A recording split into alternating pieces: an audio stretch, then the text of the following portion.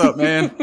What up, man? How you doing? Oh, I'm doing great. I watched meaningful NFL football last night, Oh, and we man. are 2 days away from meaningful Carolina Panthers football. So nothing is bad, man. Everything is good right now. How you doing? Yeah, I'm good, man. We got pick six last night. We got a fake punt. It's back. We're Yeah, back.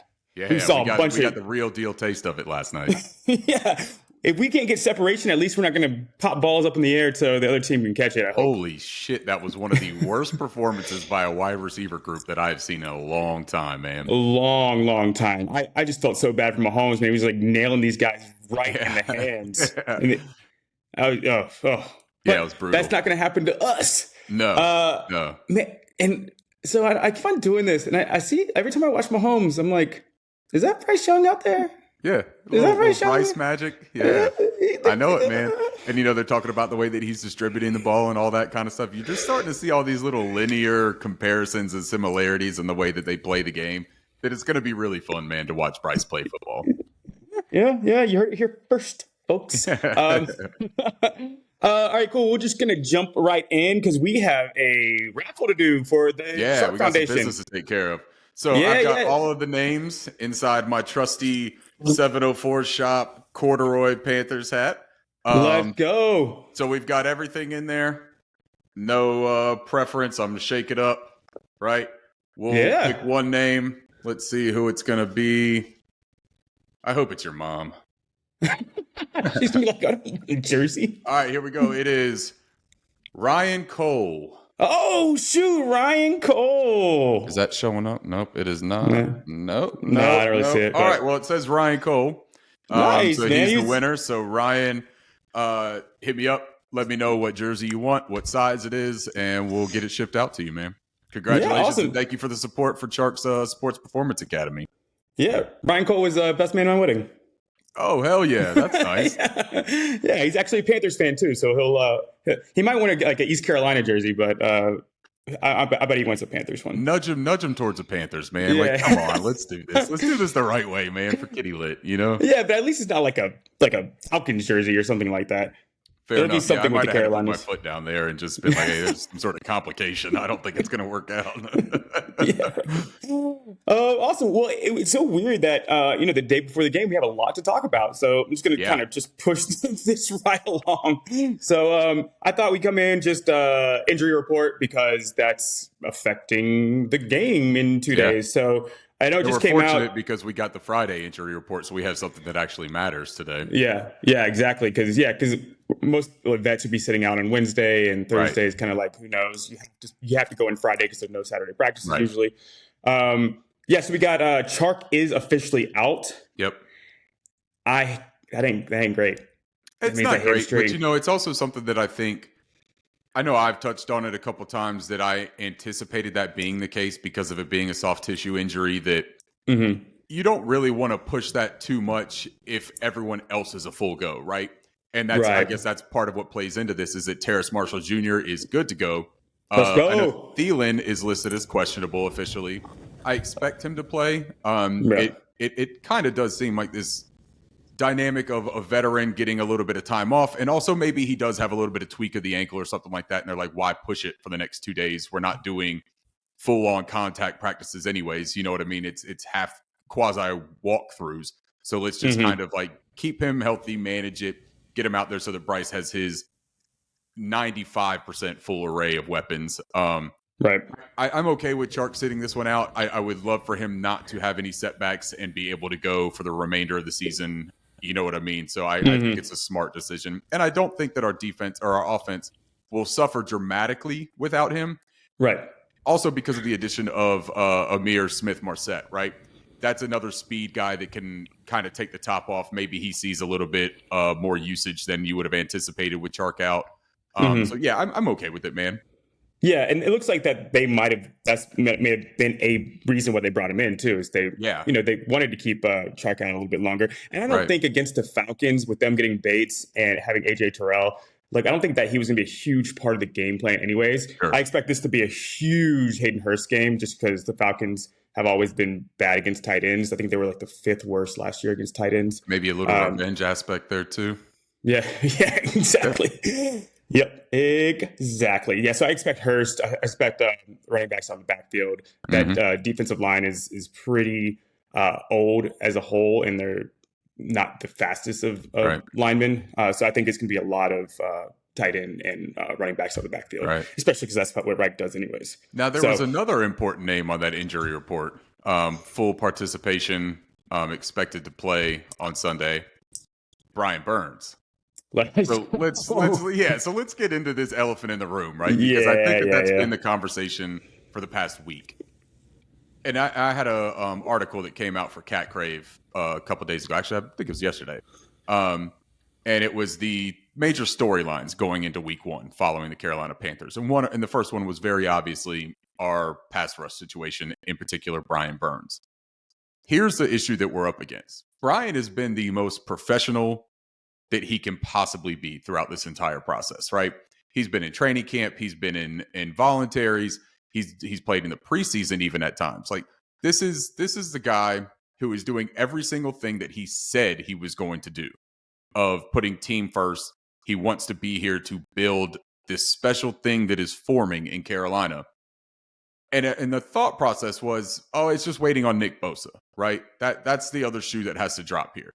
Once that gets done and he resets the market, Brian Burns' contract will be simple, easy peasy, nothing about it. So what has happened here? Like, what in the hell is going on, man? Because we don't know, right, what he's asking for. So we're not going to sit here and say that, like, the dude is asking for 35. We're not going to say that he's asking for 23. We don't know that. I would be shocked if Brian Burns is asking for something ungodly that is even on the same level as Bosa, right? Yeah, I was hearing like 27, 28. Yeah, man, that's what I've been saying. I was saying 28 and a half is what I would have came to the table with a week ago. I would have came to the table, said 28 and a half mil, 65% of it fully guaranteed. And you can front load it if you want to because of our cap space situation and get him extra money right now. Sometimes players don't appreciate that because of the fact that then they drop off a little bit from a salary standpoint and on the latter years of that contract. But it gets him his money really quick. You don't have to worry about it. He would be happy initially. 28.5 mil was the price before the Nick Bosa. I think it's entirely possible, man, that it's 31 or 32 right now because as players continue to get contracts, when Micah Parsons is up next year, as these big names continue to get contracts, that 35 won't even be the best in the league. You know what I mean? Yeah. It's one of those things you have to take into account the market and the business aspect of it all. So I am glad that it appears that he's on track to play. But, man, what a shit show and what a bad show of faith from ownership and the front office who have done a lot of good things this offseason to try to rebuild the faith with this fan base. I feel like they dropped the ball here, man. Like, when the Rams offered that giant trade package, if you didn't want it, I think you had to sign him then. I think you had to make a move and you had to say, look, this is the lowest that his value is going to be. We've got to go ahead, sign it now, and get it done. And they dropped the ball there, and they're continuing to drop it right now, in my opinion. Yeah, I think I saw somewhere that Bosa and Burns had the same agent. So it felt like they were like playing that against each other. And I don't think anybody expected that money coming from the 49ers for Bosa. That was insane money. Close. So, I think the guaranteed is a lot more than maybe what people anticipated, but that 33 to 35 is what a lot of people were talking about, man. Whoa, gosh, so much money. Yeah, so I think you're probably looking like almost 30 million now for I think so too. With that.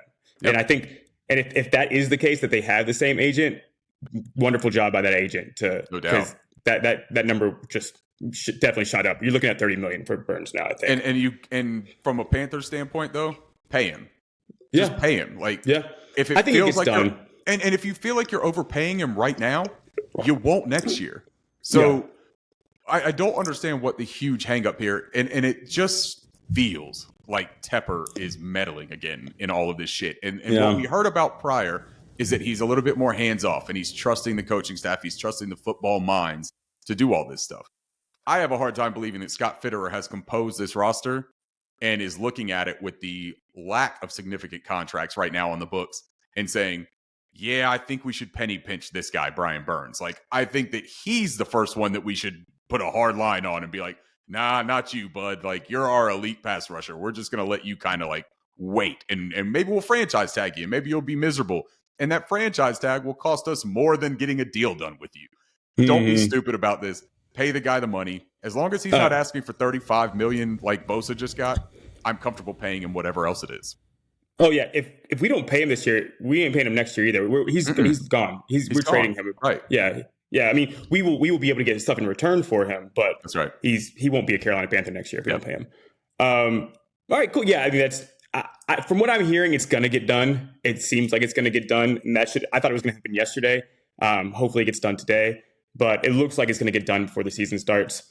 Because it's just you got to keep everybody focused when you start the Everyone season. Just stay locked in on the local reporters. Don't believe some guy named Todd on Twitter or anything like that. You know what I mean? Sheena Quick, Vashti Hurts for Carolina Blitz, Mike Kay for The Observer, Joe Person for The Athletic, David Newton for ESPN. Look for those names. Darren Gant, obviously Augusta Stone for the Panthers. Look for those names and trust their reporting. Don't trust some dipshit named Todd. Yeah, I think Vashti was the one that was saying that it was going to get done soon. Cool. So let's move right along to game preview. Week 1. Week 1. Yeah, man. It's finally here. Hell yeah. Man, I went through that. I don't think I can ever do it again, that 32 and 32. It was just such a beast, and I never thought it would get here. And now that it's here, I'm just like, it's like a relief and also like a let's go kind of thing. Right. Man, I honestly think that from my point of view, going in against the Falcons, I think we drew the best possible first matchup we could have drawn. One that we get it on the road first because they're putting their new team together, and we get to prepare. Like it's not going to be like a turnaround to go on the road and on the road again, if that makes sense. Mm-hmm. And then we get them home later when we're both kind of going full speed. Yeah. And it being the Falcons, I think is a really, really good. I think going Falcons, Saints, both of them are really good because Saints got a new quarterback. They got a new defensive line coach. They got new people on the defensive line. Mm-hmm. It's a whole new system for Derek Carr to learn. So getting him the second game is really good, but getting the Falcons is really good. New running back, new defensive coordinator, 3 new names on the defensive line, a new defensive safety, a new cornerback. I think this is a really, really good matchup to draw, especially with a rookie quarterback, because there are going to be holes to pick apart in this defense just because they haven't played a game together yet. Yeah. So in my opinion, I'm really excited to play against the Falcons week 1. But I think both of our biggest concern is our run defense. I'm speaking for you, but is that kind of your biggest concern? Yeah, 100%. So you look at the teams and where they fell in statistical rankings last season, right? And that's the only way to really go off of the week 1 preview kind of deal. Now going forward, we'll be able to look at the actual games that were played in 2023. But if you look at 2022, statistical rankings, the Falcons were 25th in pass defense, 23rd in rush defense. This is from Pro Football Reference, not PFF or any of that stuff. Yeah. 30th in the kick and punt return against, which is an important thing to mention too, because special teams could play a really big part in this game if it's going to be a close game. Offensively, they were the 31st ranked pass offense and the 3rd ranked rush offense. So we know what their bread and butter is. They're going to run the ball. Yeah. That's what concerns me a lot, right, about this Panthers team. The run defense, obviously we've already talked about the Marquand McCall situation. No use to harp on that. But there is the Henry Anderson injury, I think, hurts too, because I just think that we've got a thin defensive line unit right now. Mm-hmm. I put it in the article that if you look at our second unit, it is LeBrian Ray on the left side, Nick Thurman as a nose tackle, and LeBrian Ray on the right side.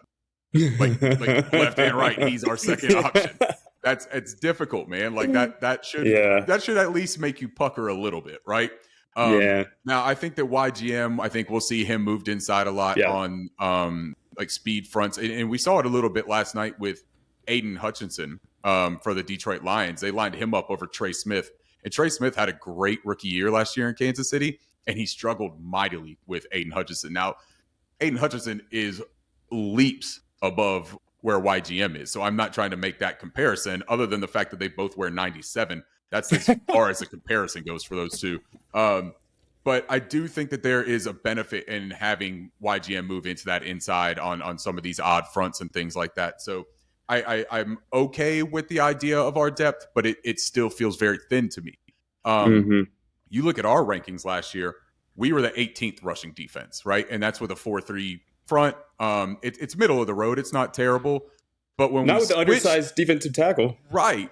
But when we switch to this 3-4, though, and we still don't have a ton of girth on that line, because, I mean, you're talking about Shai Tuttle is going to play the nose tackle, which he's capable of it, but he's... probably bring somebody else in. Right. That's just the interesting part about this, right? Because we saw what Benito Jones did for the Lions last night. He was a wrecking ball out there, man. And that's a 6'1", 335-pound guy that just has that physical build to make things a little bit difficult in the middle. I think that Evero is going to do some really creative things on the defense that are going to help kind of mask our deficiency along that defensive front.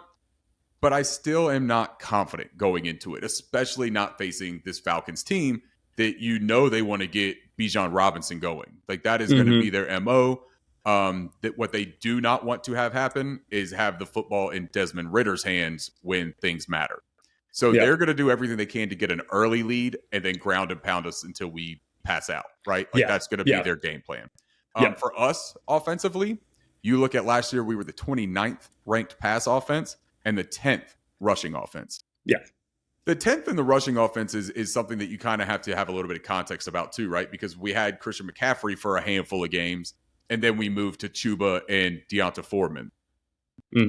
I think that the Miles Sanders addition this year is going to pay off immediately in game one.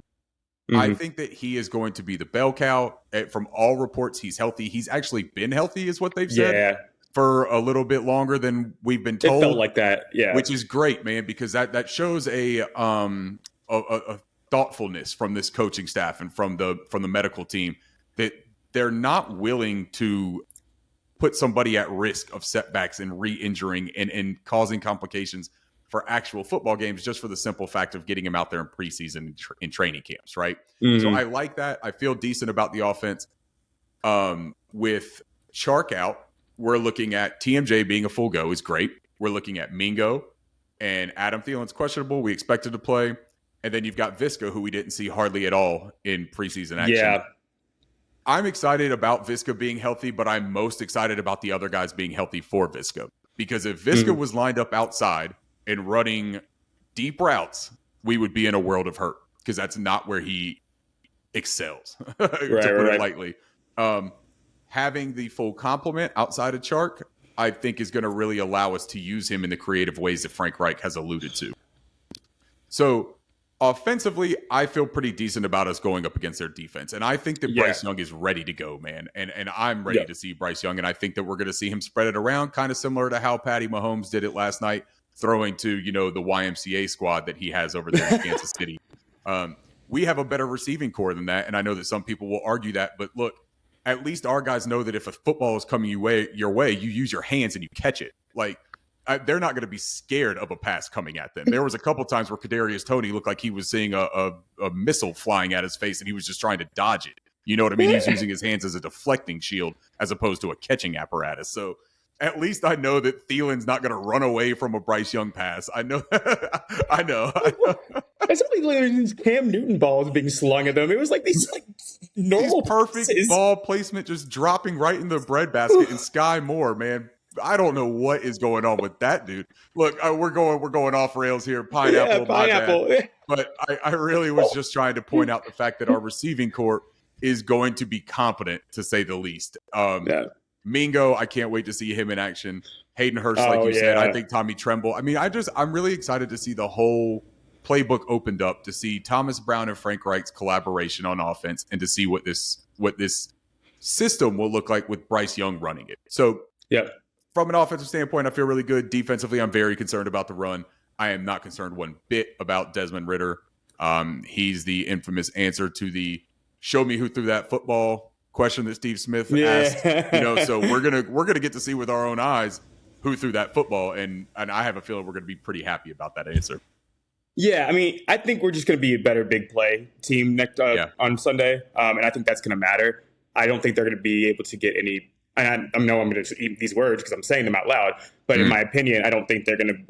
I don't think London's going to beat us deep or take anybody deep. I don't think that they're going to get any kind of 70-yard touchdowns, which I think we could do one or two of them, and like you said, maybe even in the return game, make a big play. I think that's going to be the difference in the ball game. I do think that they have a size advantage, though, right? Like they have Drake London 6'5", 6'4", depending on which site you're looking at for them listing him. And then you've got Kyle Pitts, who I know that Kyle Pitts has been underwhelming specifically from like a fantasy football standpoint, right?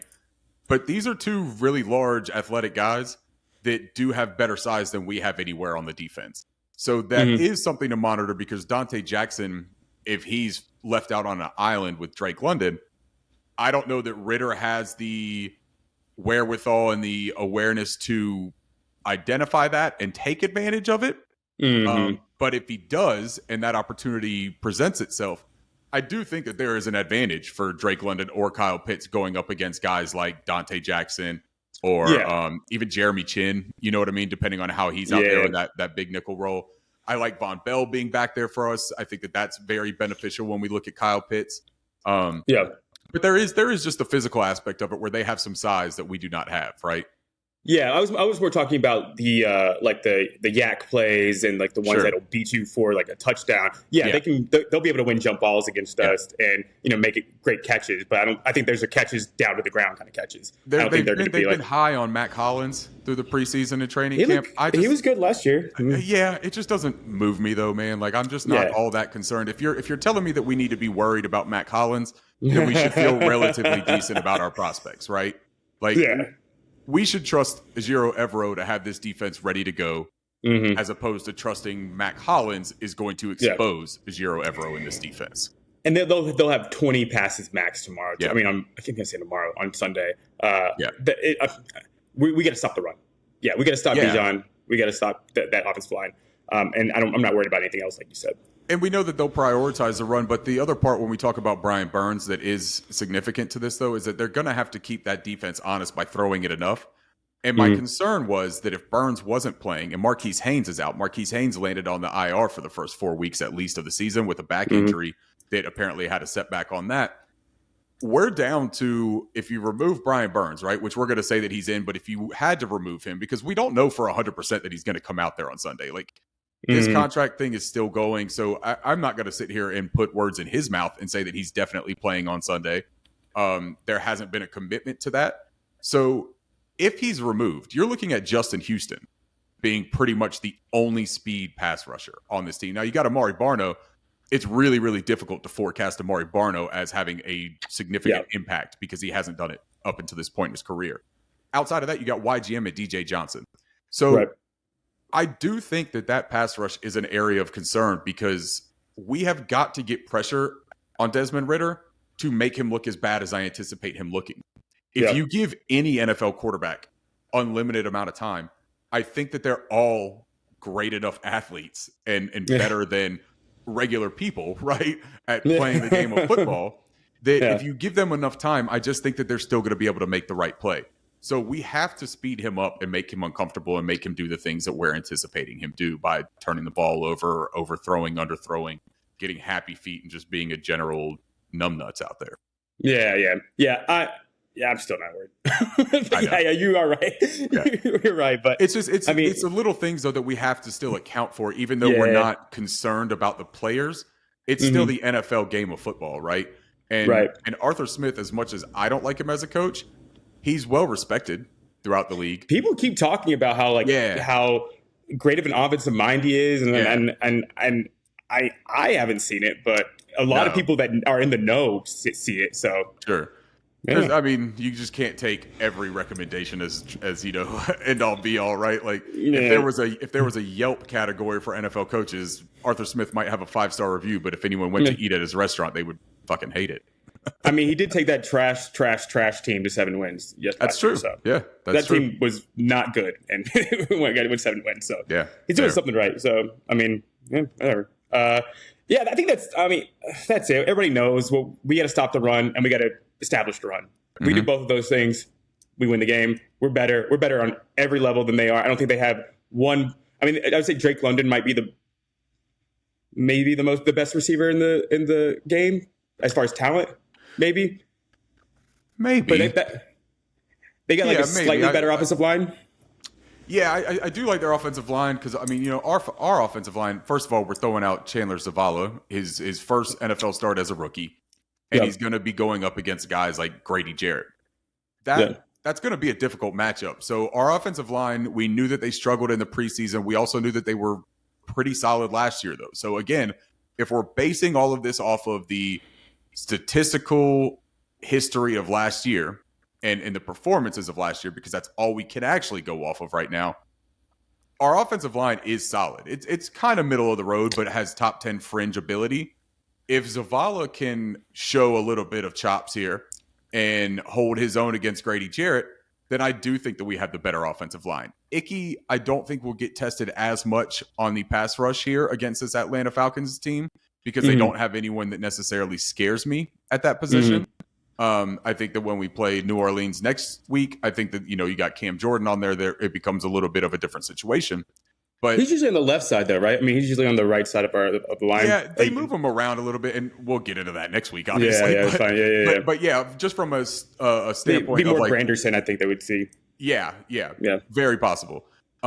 Looking at this week, though, I'm just kind of looking at it from a standpoint of everyone is concerned about Ickey, and I don't think that we really have to be overly worried about that for this particular contest.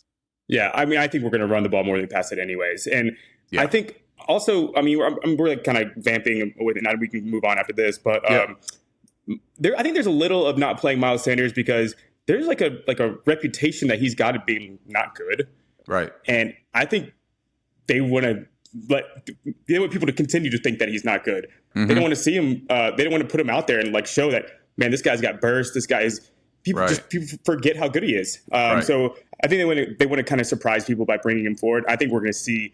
I really do see 100+ yards and a touchdown for Miles Sanders with like 5 catches. I agree. And maybe not 5 catches, but 3. I think that all of our running backs, I think, are going to have some production. I think that Chuba's going to have a decent day, and I think that Raheem Blackshear can carve out a nice role in the passing offense. Yeah, that's the thing, man. Like, we're all projecting all this because we didn't get to see anything. But if you look at the pieces and you look at the offensive minds, I think that there's a lot more to be excited about with our offense than the Falcons. And 1,000%. Kind of make the defenses a toss-up if you want to because they get home field advantage. They've got A.J. Terrell as opposed to R.J.C. Horn, who I would give that to Horn all day, but it's still 2 premier corners. Right. We've got good safeties back there in Jesse Bates and Von Bell. Funny enough, that's the Cincinnati Bengals safety room right there, and they're going up against each other. So all things considered, I think that you could try to wash out those defenses. I do think that our secondary or our second level defenders are head and shoulders above with Frankie Louvu, Shaq Thompson. I love that. Brian Burns, obviously. So I look at it the same way that we've already talked about it multiple times. Stop the run. We should run the ball. And it's going to come down to which young quarterback can take advantage of the situations when they're presented. Right. And you got to bank on Bryce. Yep. I think we hit 1 or 2 big plays, and I think that changes the game. Yep. Do you have kind of a score prediction, do you think? Man, I'm going to go 23-19 Carolina. Okay. I was going 20-14 Carolina. Okay. Yeah. 14, yeah. You think we're going to come out there and stifle them. Yeah, I just don't trust Ritter. Yeah, I just don't trust Ritter at all. I think Evero is, I'm just thinking about the Broncos, and like they were on the field a lot last year, and they would hold teams to no points. Yeah, I went through it in my 32 and 32. It's just like how they were on the field for like 40 minutes, and they still only scored 10 points like the other team. It was, I think they beat who was it? They beat early in the season. I think it was the Niners or something. They beat like 11-10 or something like that. Yeah, just like the Niners, the 49ers with all those players. So it was. I trust Evero. I mean, and all those coaches, all those minds. So that's what I got. 2014. I think we might score more, but I just think there's going to be a heavy run game, and there's not going to be a lot of possessions. Yep. So cool. Let's do like since this is the last one before we go into the season, you do like predictions of just like Panthers predictions. Who do you think the Panthers record? Overall record, I'm going to go 10-7. I think at one point I was at 11-6. Yeah, I went down to 10-7. I think that there's just enough question marks right now along the defensive front and along the receiving room that I'm going to hold off on the 11. 10-7, win the division. Mm-hmm. Yeah, I was at 12-5, you know me, and then I saw we went 3 games in a row on the road. So, and then I looked even more at it. I'm at 11-6. I'm staying at 11-6, but I have us winning back-to-back at home against the Vikings and then at Detroit. I'm starting to think we lose one of those. So at Detroit. I've been telling you that Detroit was good, and you keep on telling me they're not good. No, I just think one of those games. I don't think we can win both of them. We stomped Detroit last year. We're going to beat Detroit. We're going to beat Detroit. Okay. We might lose to the Vikings. Vikings are very well coached. It'll depend where our corners are at because they have really good pass catchers. I don't know if we can put anybody against Hawkinson. He might just eat us alive. But we are at home, and I do trust Evero. So I'm going to stick with 11-6 because we can also – I have us losing at Seattle, which we won at Seattle last year. I have us losing – let's see what else. Sorry, I don't want to – too much time on this. But I have us losing against Dallas at home, that you have us winning that game. And I think we can. So we could also flip those. So I'm going to keep us at 11-6. But I think 10-7 is also – I was going between those two, but I'm going to stick with 11-6 for the optimism of it. Yeah, no, I dig it, man. I like it. And I mean, the 10-7 is an optimistic view, right? Like you see, most people are predicting 6, 7, 8 wins for this team. And I think that there is a chance that we could get off to a slow start here in Atlanta. But I think that we find our rhythm, especially coming home that Monday night football game, which, hey, we got to talk about that too on here. Oh, yeah. Wow. How did I forget? Yeah, I know. All right, so you know what? Actually, let's just get into that. So there's our predictions right there, right? 10-7 for me, 11-6 for Alex. Yeah. So for next Monday's game, the Monday Night Football home opener against New Orleans Saints. Is that right? Is that Monday? Yeah. Alex and I will be doing a live broadcast of the Kitty Lit podcast at the Panthers fans with a Z tailgate, and that tailgate is the one located over off of 601 South Cedar Street. It's adjacent to the practice fields.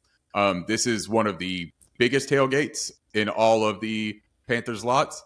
They are the one with the big black Panthers fans bus and the fire truck, the Panthers fan fire truck, and they'll have a giant smoker, grills, a bunch of flags flying. It'll be really easy to find them. I think they have a live DJ for this one. So there will be all kinds of stuff going on. They've had Panthers Fans of the Year that are in their groups that are out there. I think they even had an International Fan of the Year or something that was out there for a year. The lot is completely sold out, so you're not able to park there. But you could park at any of the parking lots around there and come on down and hang out with us. We're going to be interviewing. We're going to be talking to a lot of people. Just kind of switching things up. Alex is going to fly down to North Carolina from New York. Let's go. Yep. So we're going to be out there having some fun. So if anyone wants to come out there, come out and join us. If not, watch the live stream. We're gonna put out some really fun content at that one. It's gonna be a madhouse, man. Monday night season opener against the Saints. That's beautiful, isn't it? Oh, Saints fans will be walking by and boo them. We're gonna talk to some of them Saints. Too. We're gonna talk to some of them too, man, and have some conversations. So it's gonna be a really fun one. But that is official now. We've got all the green lights to do all that. We'll probably have some more information on that when we do the recap for week 1. We'll give a little bit more specifics about time and all of that. But that's a really fun thing that we're looking forward to doing, man. I can't believe I almost forgot about that. I know. Because it does feel like so far away, but it's like in like 9 days. Right. It's right around the corner, dude. It's so insane. Oh man, I love football. I'm so glad it's back. Yeah, sweet, man. Oh man, I got excited. I got a little excited there. All right, let's just do. I think since we are starting the year, let's just go predictions for just the awards predictions. You want to go through those? Yeah. Do you want to do it one by one, or do you want to do all of them and then I'll do all of them? You do yours and then I'll do mine. How about that? Okay, you're gonna hate mine. You're gonna hate mine so much. Perfect. Oh, you're gonna hate mine so much. Oh, I love it. All right, my MVP, Kenny Pickett, as the Steelers go 12-5. All right. My second one was Joe Burrow. I wanted to pick Joe Burrow. Those guys are really close. You know, Kenny Pickett and Joe Burrow, it's picking 1A or 1B, right? It's setting up to be that Carson Wentz year for him. It's got that Jalen Hurts year for them. The second year when they just I am going 12-5 this year. I think they're going to give it to Kenny Pickett if he goes 12-5. Okay.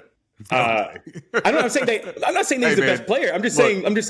Step out on that branch, man. You got your big boy pants on right now. I like it, man. Look at Carson Wentz. He's freaking terrible, and he was an ACL away from winning MVP. So I think we do this all the time, but I think it's more likely to be Joe Burrow. But Okay. I'm going with Kenny Pickett. For my MVP. Offensive Player of the Year, Derrick Henry, leading the Titans to the division and 11-6. That's probably my most realistic one of my picks. Wow. Okay. My Defensive Player of the Year is Matthew Judon. Comes in and wrecks the league, getting the Patriots to 10-7. Judon's a great player, man. I like that. Yeah. My Coach of the Year, Ron Rivera, getting the Commanders into the playoffs for the first time. Dude, Washington Commanders, remember what happened with terrible Derek Carr and the Raiders? They got rid of their problem, and they went 10-7. Terrible, awful Derek Carr went 10 wins. Ron Rivera could win Coach of the Year if it was 2015 and Cam Newton was still his quarterback. Outside of that happening, and I haven't seen Marty McFly and the DeLorean pop up at any point recently and tell me that it's Back to the Future and we got to gun it to 88. But I don't foresee Ron Rivera and Sam Howell doing enough. But you know what? Hey, man, this is your moment. Shine on, stars. Shine on. So we got to think about storylines and why these people get these things. Ron Rivera with the whole Dan Snyder thing and the whole Ron Rivera cancer thing. I think the storyline behind it is going to propel him in. And I also think it's honestly, if I actually want to say who it is, I'd say Frank Reich. But I don't want to be a Panthers homer. I'm going to take someone else. But it's going to be Frank Reich. Better to be a homer than to be a Ron Rivera truther. All right, I'm changing to Frank Reich. There you go. And who says that peer pressure is a bad thing, right? Like, I mean, come on, dude. Sometimes it's appropriate. Well, I'm going to defensive rookie of the year, and I'm going offensive rookie of the year. Yes, offensive rookie of the year. And I was going Bryce, so I didn't want to go Reich then Bryce. Yeah. But screw it. I'm going Reich then Bryce. Okay. As offensive rookie of the year. Everybody's saying Bijan's the favorite. I think that's the easiest. They're not going to give it to a running back if a quarterback has a winning record, in my opinion. Yeah. And then my defense rookie of the year is pretty easy. I'm just going Will Anderson just because he's already super pro ready.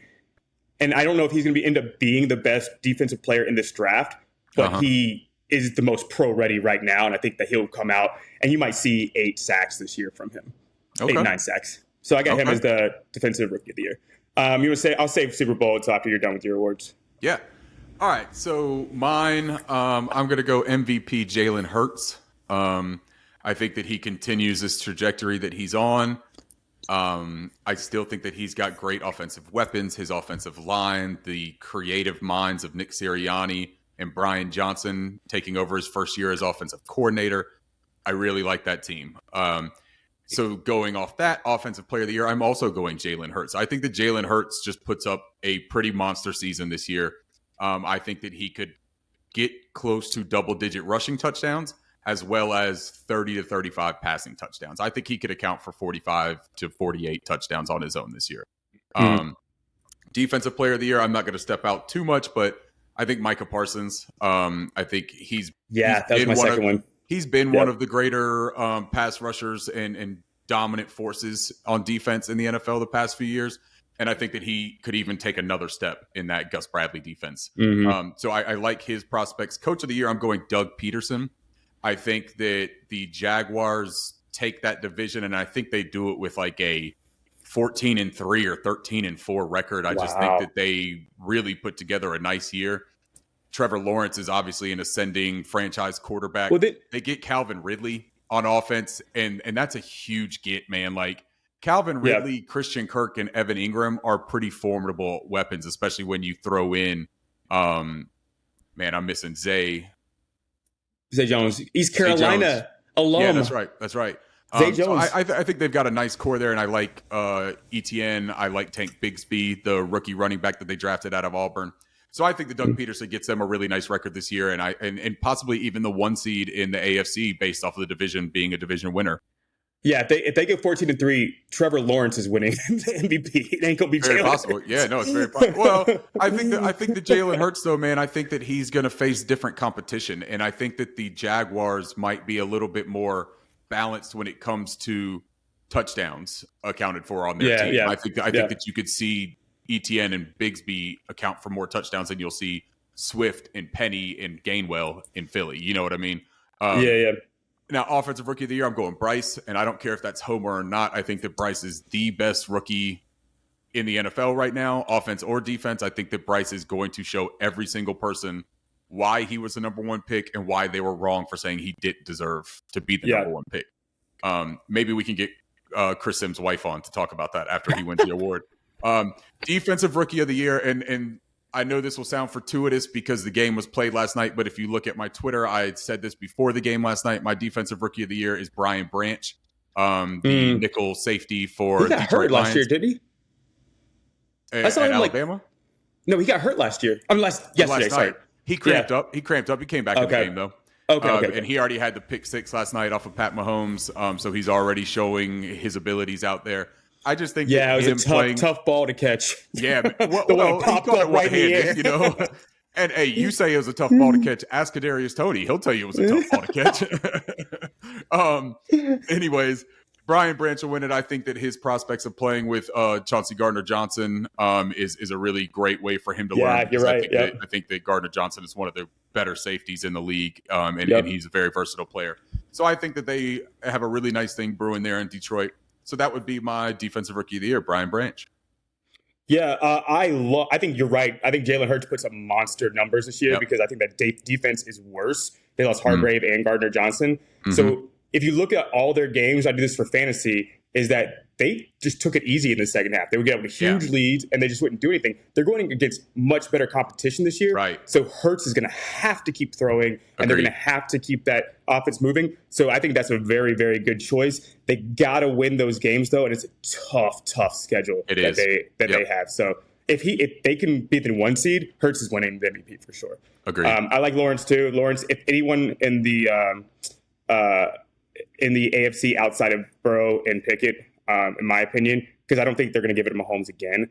It's going to be Trevor Lawrence as far as that would be my AFC MVP ladder. I think it's crazy that you sit here and you go like, they're not going to give it to Mahomes. Lawrence could win it, but outside of those two in the AFC, you got to just go to Kenny Pickett immediately after that. Yeah. Not Josh Allen, not Justin Herbert. Oh no, the Bills are You're crazy as hell. The Bills, I've never seen a murderer's row like the Bills have to play this year.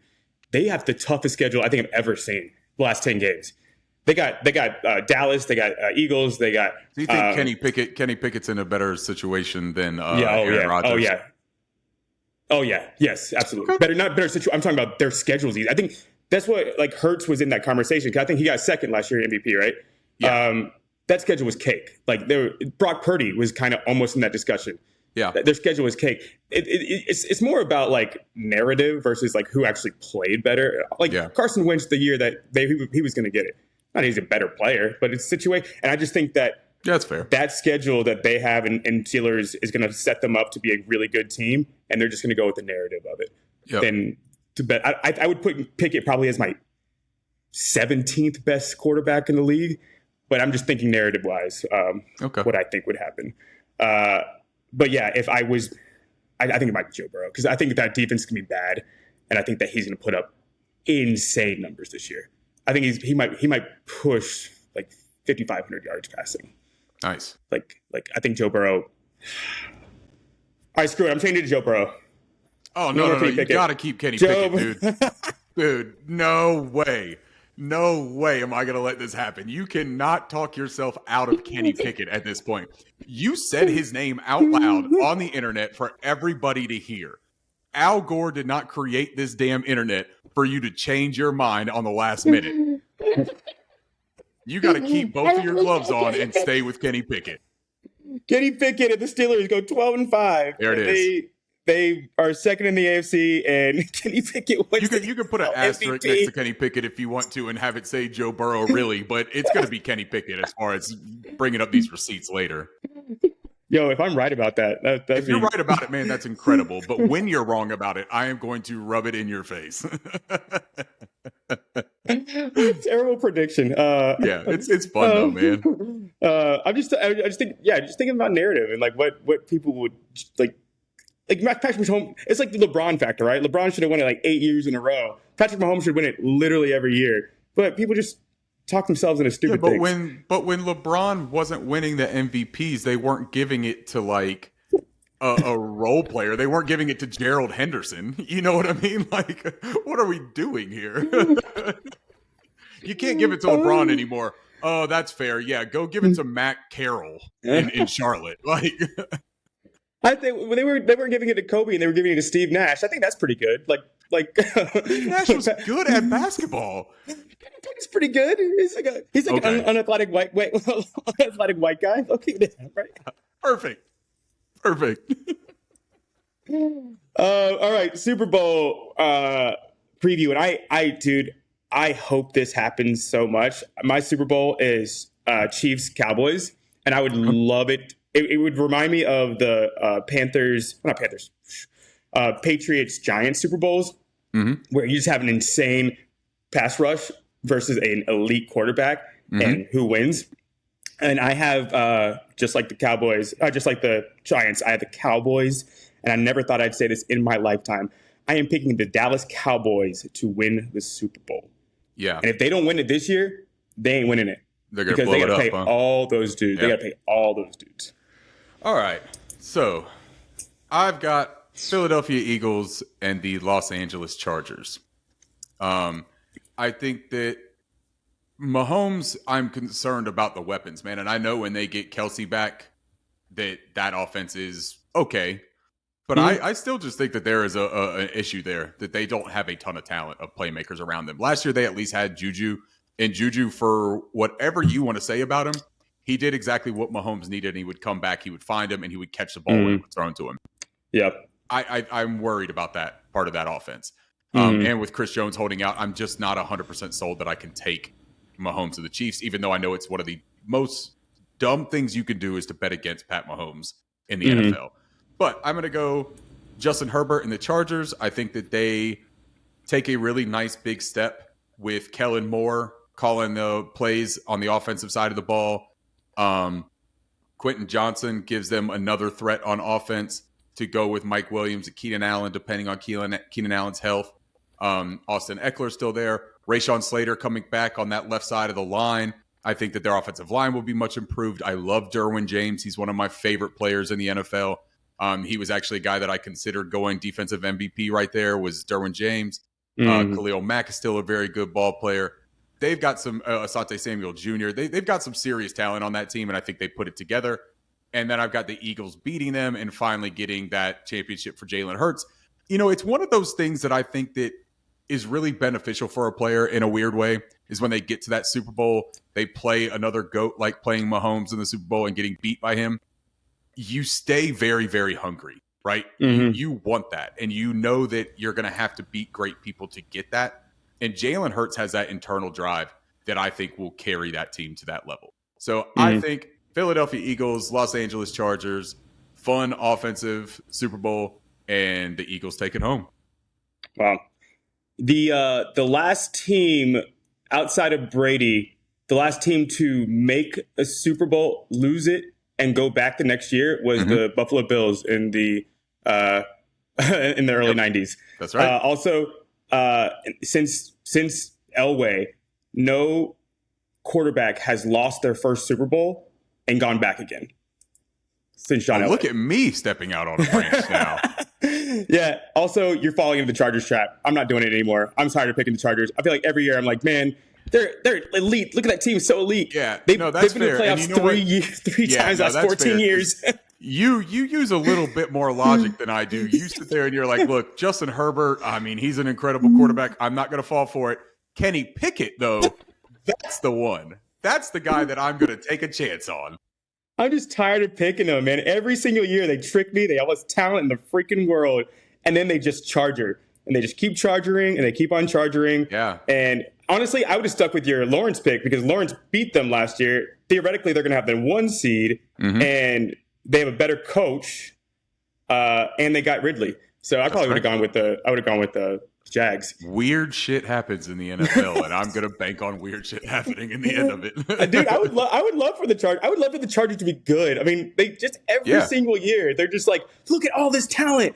Yeah. Oh man, how are they losing these games? Oh, it's because everybody gets hurt. People get hurt. Just keep we make so many excuses for the Chargers every single year. Yeah. Well, Keenan Allen tore his ACL.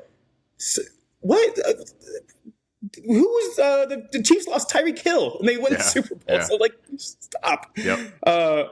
Yeah, but I mean, you're right. The 49ers and the Eagles probably have the 3 best rosters in the league. Mm-hmm. So, and they just, every year they just Charger. Yep. I hate it because I love all those guys. I love Bosa, Mac, Derwin James, Herbert, Allen. I would love to see Keenan Allen win a Super Bowl. That'd be great. Yeah. But you said you had the Eagles winning it, though. You had the Eagles winning it. Yeah. I love, man, we talked about it, and I think one of our first pods that we had, some guys, and we were talking about with Bryce, they just got it. Yeah. And you just can't explain it. That's Jalen. Yeah. Yeah. It's Joe Burrow. It's Jalen Hurts. It's Bryce. It's Pat Mahomes. Yep. It's just the swagger about him. Brady was like that. Yep. I would love for Hurts to win it just because, like, he's just that guy. Like, he should. I would love for, like, Hurts versus Burrow. That would be a really cool Super Bowl. Yeah, that would be. Yeah. Cool. Yeah, that's all. Right. That's all I got. Anything else you want to say? I'll let Ryan know, man. Ryan's going to be so excited. Yeah, let him know. Tell him to reach out to me, or you just forward me whatever the information. For the tailgate next Monday, you can check out their website. It's Panther Fans, PANTHERFANZ.net. That will have all the information on the lot, location, everything like that. It's the Pecan Parking lot number B3, adjacent to the practice fields. So check that out. We'll be back. We're going to try to do maybe like Tuesday for a game 1 recap. Whenever you want, man. Yeah. We're going to figure that out. And going forward for the season, we'll be doing this. We'll have a game preview that we'll try to get out either Friday or Saturday. I like waiting until Friday so that we can have the injury report and most updated information. But we'll try to do Friday or Saturday for previews, and then recaps will be on Tuesday or Wednesdays. And we'll just keep this going throughout the year, and we'll keep trying to come up with some really cool stuff too. But look out for that tailgate on Monday. Look out for Kenny Pickett all year. I'm never going to forget that one. All right, let's get out of here so that me and you can finish this conversation in private. Thank you very much for listening to our Game 1 preview. It was awesome. Ton of fun. The most fun is when Alex said Kenny Pickett for everybody to hear. That was awesome. I told you you were going to hate it. No, I don't hate it, though. I love it so much. Hey, enjoy the game on Sunday, everybody. Let's do this. Let's get Brian Burns' contract signed. Let's watch Bryce Young beat everybody's ass this year. Go Panthers. Keep pounding. Keep pounding.